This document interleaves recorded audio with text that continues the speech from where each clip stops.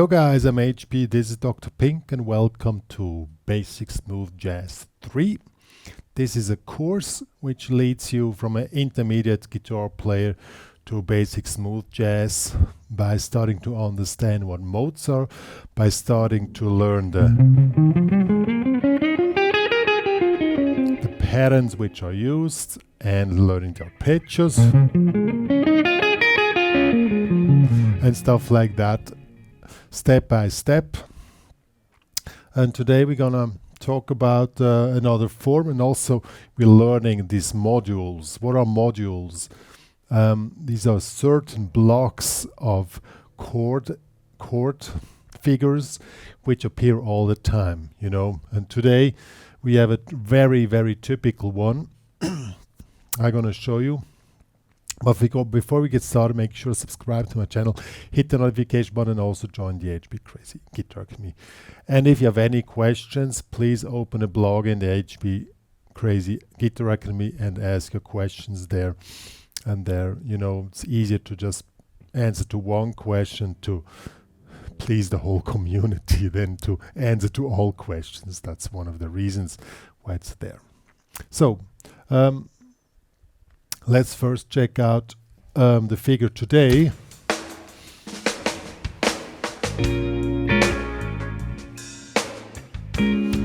B flat minor to E flat 7, 9, back to B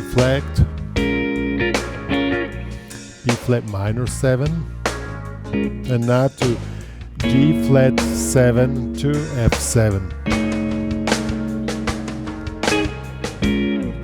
And so on. It's a typical minor blues figure, but in the smooth jazz arena, we start to look at it in a different way, and so let's get started.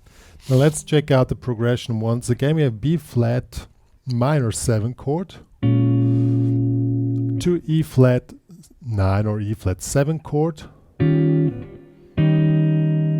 back to B flat minor 7 to G flat 7 on G flat 9 to F7 or F7 altered.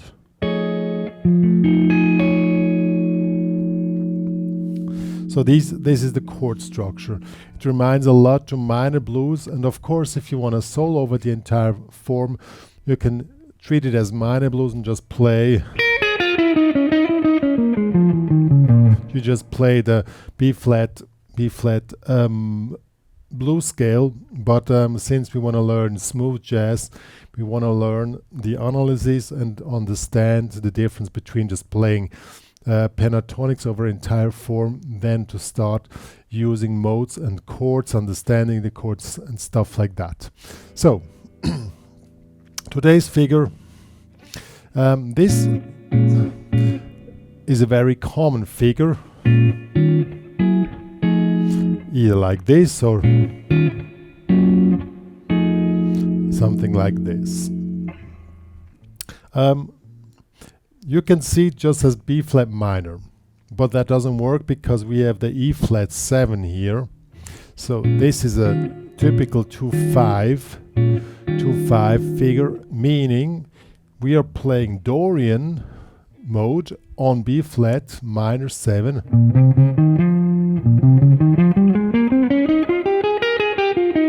Why do we need to play Dorian? Because this note which defines Dorian, the G, is the triad of the E flat 7 chord. That's why you have to play Dorian, because you take the mode which is as near as possible to the chord which are played. On the E flat, of course, we play Mixolydian.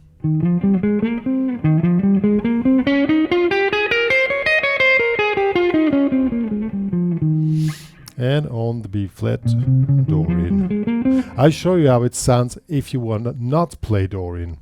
Then you can hear that it will not sound really cool. It's not only a theoretical thing, it's also something which is kind of in the ears of people, you know.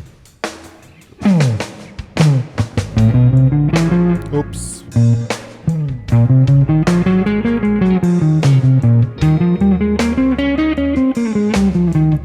That was now with normal minor, now with Dorian.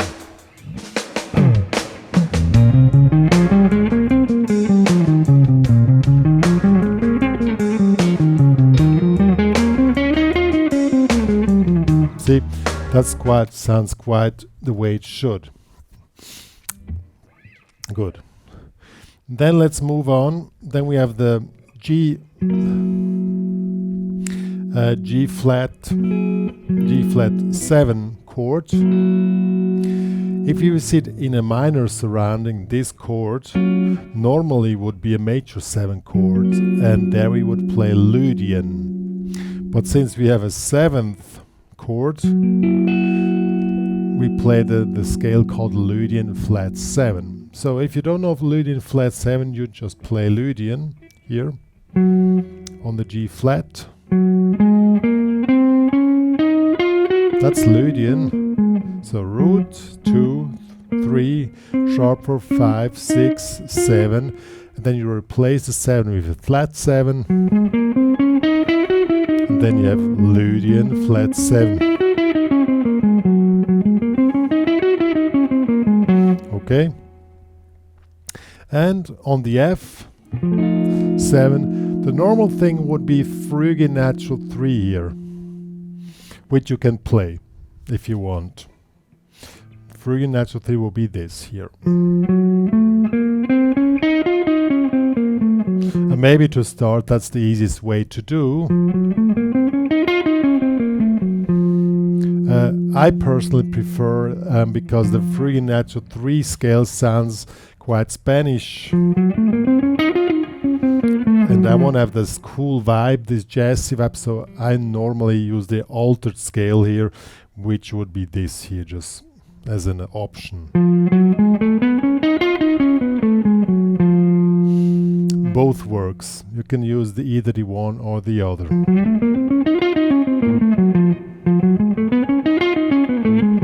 You can hear the difference. The altered scale is more, I would say, jazzy, than the other one is more Spanish.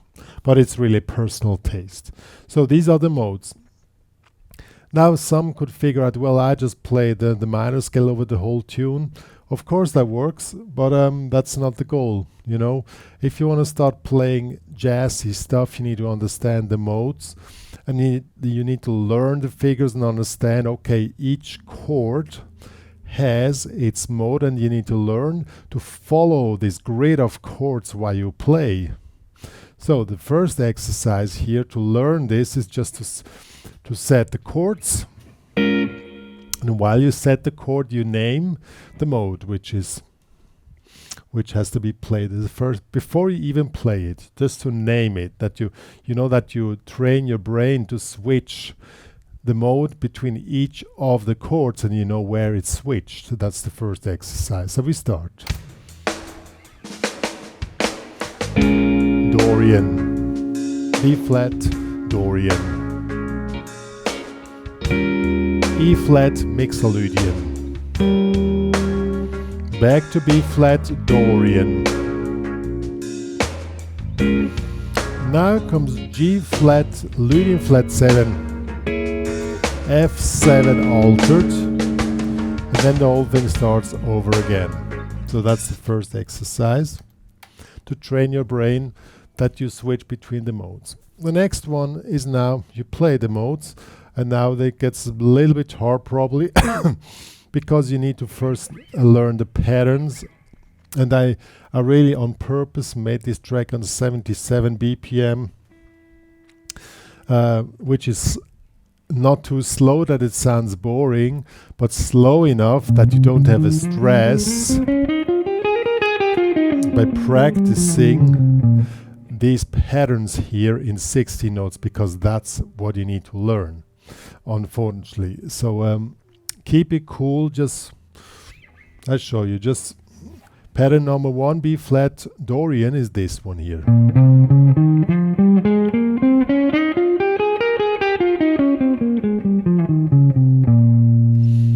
E flat Mixolydian is this pattern here. It's quite similar to the previous one. just adds this. Back to B flat Dorian.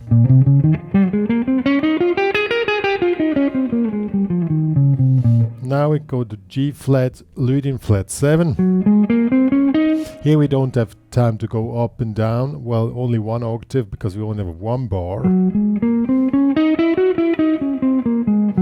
To F7, frigid natural 3. Or if you want altered. Yeah. What do I want to... So the first goal is just to play the modes in 60 notes together with the track. And being able to play it nice and fluently. It's slow, as I said, it's slow enough that you don't get too much stress, but probably still a challenge for some of you guys out there.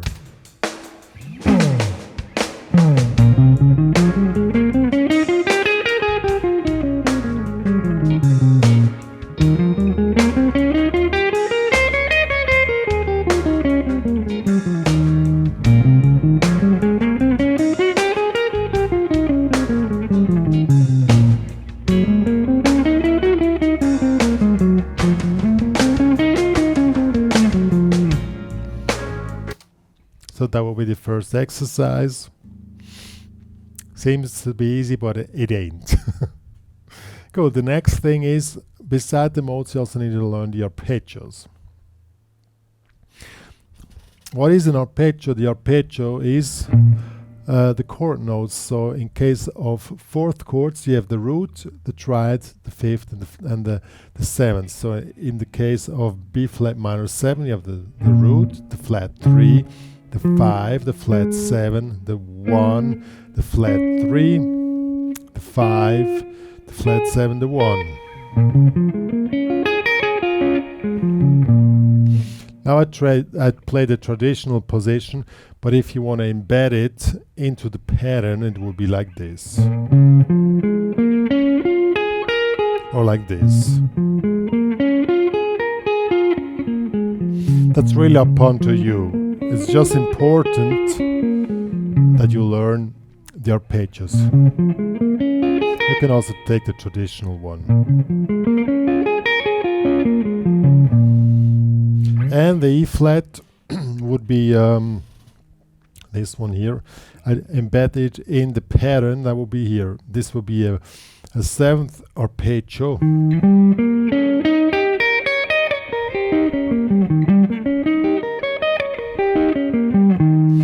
On the G flat, we only have time for one octave, so we just make the simple one. We take the traditional one here for G flat 7th, and F is the same, just one fret below her.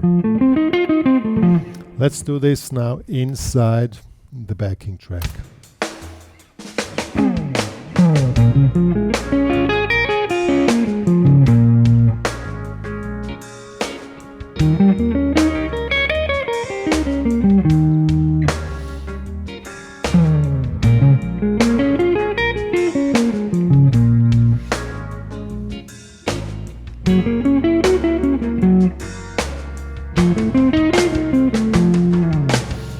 And so on. Some of you guys might say, okay, wow, that's too fast for me, but if you want to play all this smooth jazz stuff, you have to have a certain ground speed, and that's what we're building up here, that you have a certain ground speed, a certain technique that you can play this. And as I said, I really selected a slow tempo that gives you the ability to build it up, still sound cool. 77 BPM is still a tempo which can sound cool. Is a bit challenging if it's new for you, and then it's not overwhelming too fast. That you have a chance to really fulfill the task. Good. And the last exercise for today would be rhythm. Rhythm is the 50% of music, so better pay close attention to that. I strongly recommend that you start with the rhythm course on my website. You check it on the HPCrazy Guitar Academy. The rhythm course, that you'll learn rhythm notation, and if not, that at least here that you know some basic figures which are used quite often. One is, I'll show you.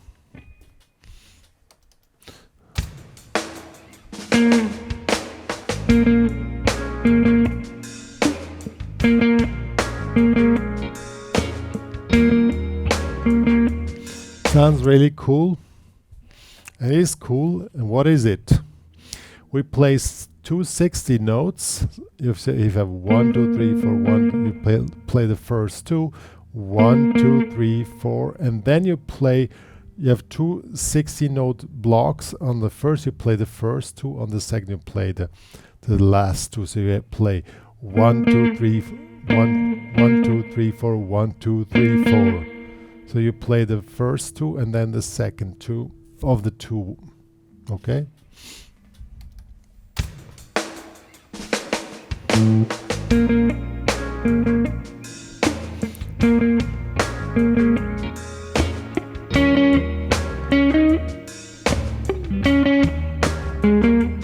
You can play anything which you want with this figure.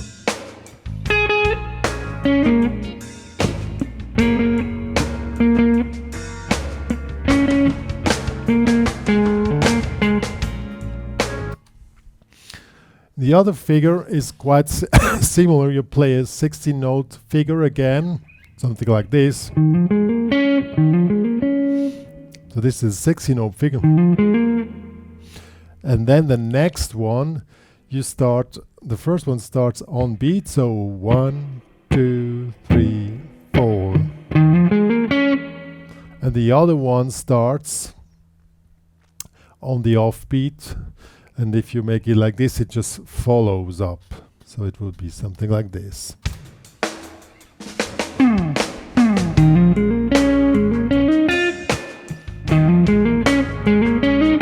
You can also wait longer, or you skip one note and it will be like this, or opposite.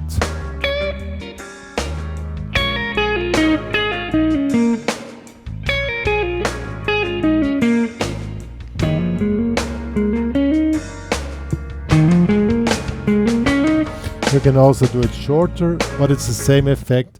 The first figure starts on beat and the second on off beat. And with this figure alone, you can do a lot of cool stuff without knowing too much about rhythm.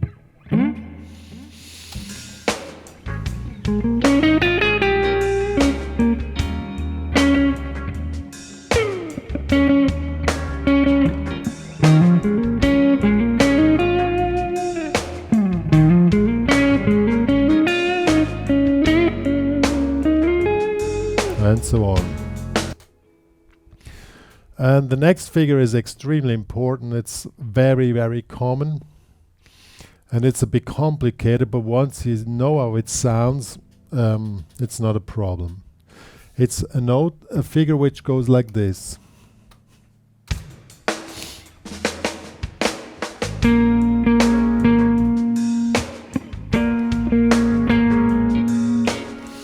So we have three notes. The first starts on beat. Second note comes on the last 16 note of the first beat, so, and the third note comes on the off beat of the next beat. So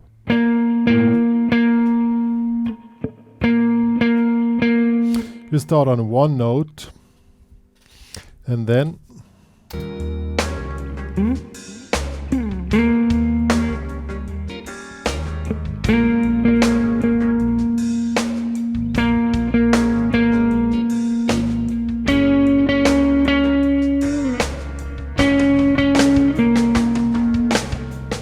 like this. It sounds boring, but if you make real nice melody lines or you play with octaves, the same rhythm figure, it's quite cool. I'll show you.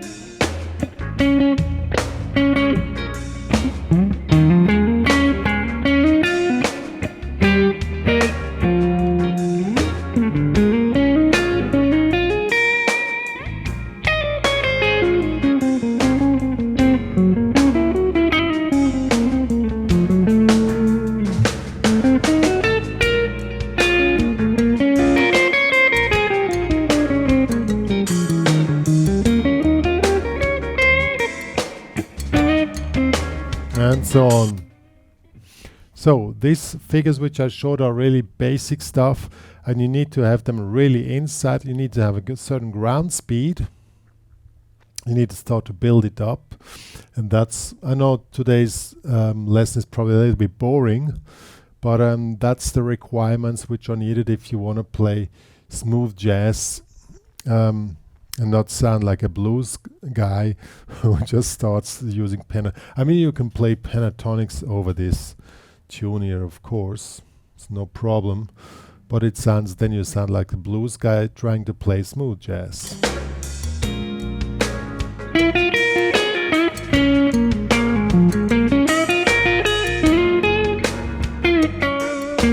Of course it works, but probably want to start to sound more different, and these are the tools which are needed. You guys, that was Basic Smooth Jazz 3 here. I know this lesson today was probably a little bit boring, but I'm not here to make a show. It's here that you guys want to learn smooth jazz, and that's the way to go. And some things, everything which is labeled with jazz is demanding. You need to know theory, you need to know rhythm, and you need to have your technical skills. You need to really build them up. And I'm trying to make it as smooth as possible, that you at least have some fun by creating these practice tracks here, which are still cool, sounding cool, but not too challenging. And also the chords, I also extra made the chord progression as long stretched as possible, that you can really stick on one chord and really figure out the modes, the arpeggios, and start to building up this switch of thinking music, you know. The main thing is the main difference between a blues player and the smooth jazz player is the thinking, because a lot of, I know it from 30 years of experience with teaching, most blues players have no clue which chord they're just playing. They just play pentatonics and it always works. Which is cool, of course, but maybe you want to go to the next level, and then the difficulty level just jumps up really fast, because now you need to follow the chords. And that's why we're training in today's tutorial. Follow the chords by having a task of rhythm, a task of modes, a task of arpeggios, and also a technical task. And if you have any questions, please become a member of the HPCrazy Guitar Academy. Open up your students blog and ask there your questions, or describe what you're working on, that you get some advice. And if you missed the first 2 tutorials, please check them out. They're also there. You have a course there in the academy where you find all this stuff, and you can follow the next lessons, and it will get fun, but first comes the work. Unfortunately, that's how it is. Good, that's all me and Dr. Pink are having to say. See you guys.